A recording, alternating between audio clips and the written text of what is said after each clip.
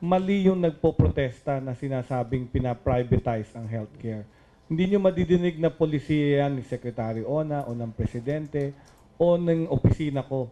Ang ginagawa po namin public-private partnership. Kung ipapaliwanag ko sa inyo kung ano yun, napakahirap po siya.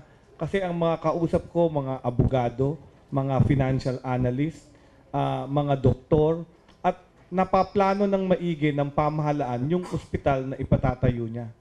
So iba ito sa privatization. Yung privatization, actually mas madali yun eh. Ang dami din, kagaya ni Chancellor Agulto, lumalapit sa amin yung private sector at gustong bilhin yung mga public hospital. At ayaw namin. Kasi nga, may pondo na sa PhilHealth. Ang gusto namin, mapatakbo ng maayos yung ating mga pampublikong ospital at makalap yung revenue na ibabayad ng PhilHealth sa mga mahihirap na in-enroll ng pamahalaan. So, paano namin gagawin to?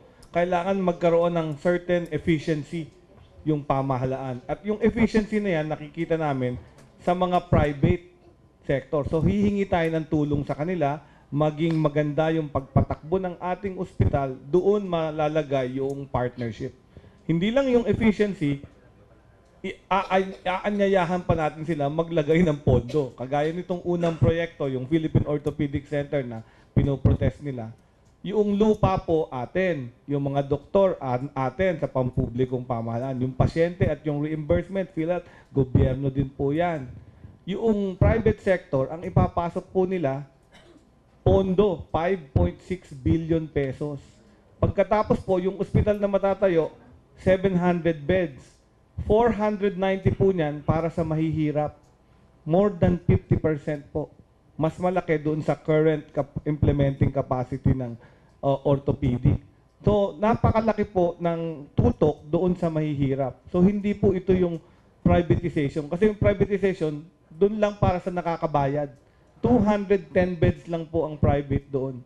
So, doon nila kukunin yung kikitain nila para mabawi yung investment nila.